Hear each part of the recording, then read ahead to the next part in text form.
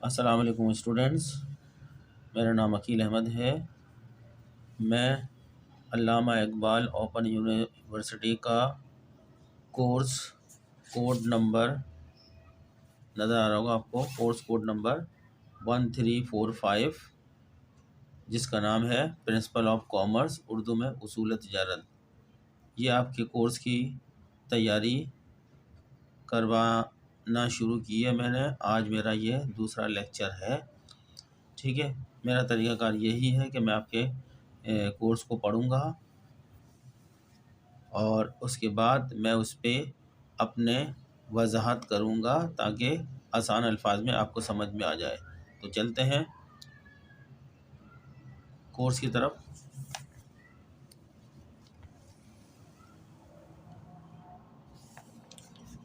یہاں ہم نے پچھلے لیکچر میں ہم یہاں تک کر چکے ہیں، اوپر یہ ڈائیگرام ہم پورا تفصیلی بتا چکے ہیں، اور آج کے اس لیکچر میں آگے شروع کریں گے۔ یہاں سے میں پڑھتا ہوں، اس کے بعد میں اپنی اس پہ وضاحت کروں گا اور جو ہے ایکسپلینیشن دوں گا، جس سے آپ کو یہ سمجھ میں آ جائے۔ اب ان کی جو لینگویج ہے کورس میں وہ میں پڑھتا ہوں، جانیں آپ بھی اپنا نکال لیں۔ پیج نمبر 5 ہے، اور پیج نمبر 5 اس کے بعد پیج نمبر 6 پر چلا جائے گا بقیہ حصہ۔ ابتدائی مراحل میں کاروبار کی شکل ایسی نہیں تھی جیسی کہ موجودہ دور میں نظر آتی ہے، بلکہ دوسرے علوم و فنون کی طرح یہ بھی ایک جامد شکل میں موجود تھا۔ جو غیر مہذب انسان میں تہذیب کی لہر دوڑی، انہیں اپنی احتیاجات اور ان کے پورا کرنے کا اندازہ ہوا تو ان کی مختلف وسائل کے ذریعے عوامل تک رسائی ہوئی۔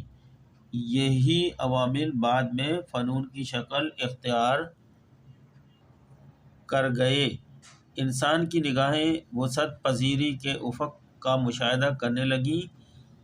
اس نے اپنے محدود ماحول کو ایک بے کراں سمندر کے روپ میں دیکھ لیا۔ کاروبار بھی اسی سلسلے کی ایک کڑی ہے۔ تہذیب کے ارتقاء کی منازل طے کرنے کے ساتھ ساتھ فن کاروبار کا بھی قافلہ ترقی پذیر راستوں پر گامزن رہا۔ اگر یہ کہا جائے کہ کاروبار کو دوسرے علوم و فنون کو ارتقائی منازل طے کروانے میں بنیادی اکائی کی حیثیت حاصل ہے تو مبالغہ نہ ہوگا۔ تو اسٹوڈنٹس، یہ میں نے آپ کا بک کا پیج نمبر 5 کا جو بقیہ حصہ تھا، اور پیج نمبر 6 پر جو جہاں ختم ہوا ہے یہاں تک پڑھا ہے، اس کی میں آپ کے سامنے تشریح یا وضاحت کرتا ہوں تاکہ یہ بات آپ کو آسانی سے سمجھ میں آ جائے کہ اس پیراگراف میں کیا بتایا ہے، ٹھیک ہے۔ چلتے ہیں میری وضاحت کی طرف۔ یہ پیراگراف کاروبار کے ارتقاء کی تاریخ کے بارے میں ہے۔ یہ بتاتا ہے کہ کاروبار کی ابتدا میں ایک سادہ سرگرمی تھی، لیکن جیسے جیسے تہذیب ترقی کرتی گئی، کاروبار بھی زیادہ پیچیدہ اور منظم ہوتا گیا۔ چلیں اب اس میں جو ورڈ استعمال ہوئے ہیں، ان فریزز استعمال ہوئے ہیں، اس کے مطابق اس کو سمجھتے ہیں۔ اس میں ابتدائی مراحل سے شروع ہوتا ہے یہ رب، اس کو ابتدائی مراحل سے مراد کیا ہے، اب اس کی وضاحت کرتے ہیں۔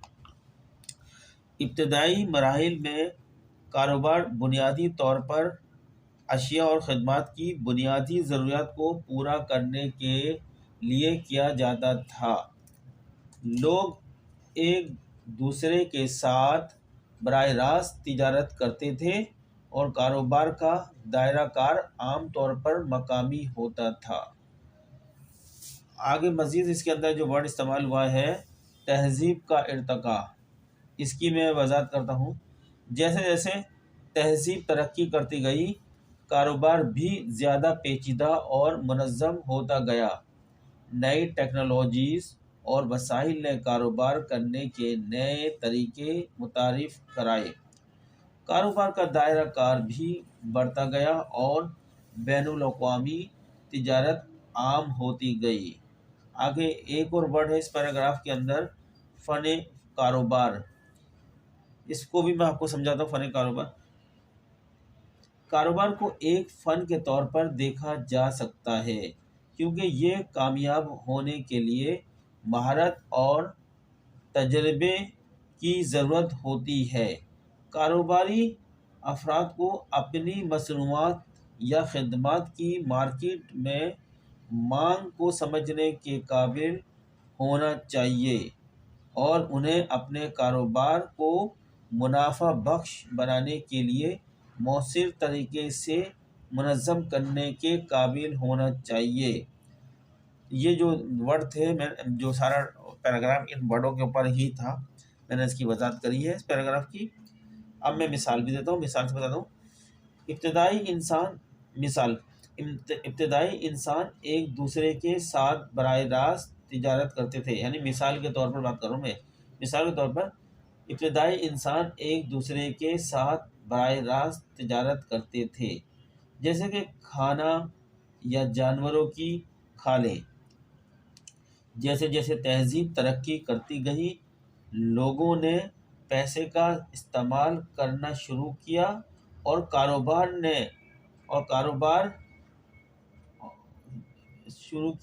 کاروبار زیادہ رسمی ہوتا گیا، یعنی فارمل ہوتا چلا گیا۔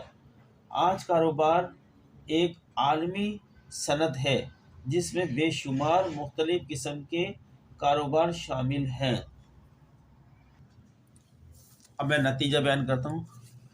کاروبار تہذیب کا ایک لازمی حصہ ہے۔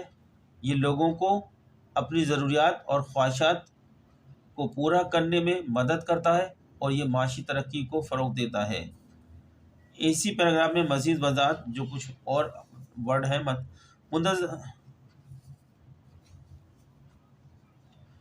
ایک ورڈ ہے، کاروبار کی ابتدا میں ایک سادہ سرگرمی تھی۔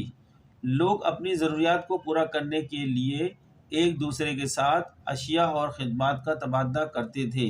مثال کے طور پر ایک شکاری اپنے شکار کو ایک کسان کے اناج کے بدلے میں دے سکتا تھا۔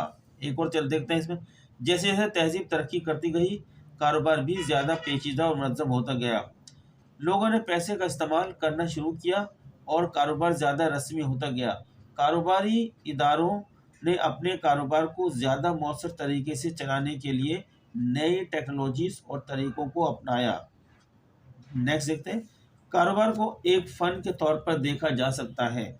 بیان کرتے ہیں، کامیاب ہونے کے لیے کاروباری افراد کو اپنی مصنوعات یا خدمات کی مارکیٹ میں مانگ کو سمجھنے کے قابل ہونا چاہیے اور انہیں اپنے کاروبار کو منافع بخش بنانے کے لیے مؤثر طریقے سے منظم کرنے کے قابل ہونا چاہیے۔ کاروبار تہذیب کا ایک لازمی حصہ ہے۔ یہ لوگوں کو اپنی ضروریات اور خواہشات کو پورا کرنے میں مدد کرتا ہے اور یہ معاشی ترقی کو فروغ دیتا ہے۔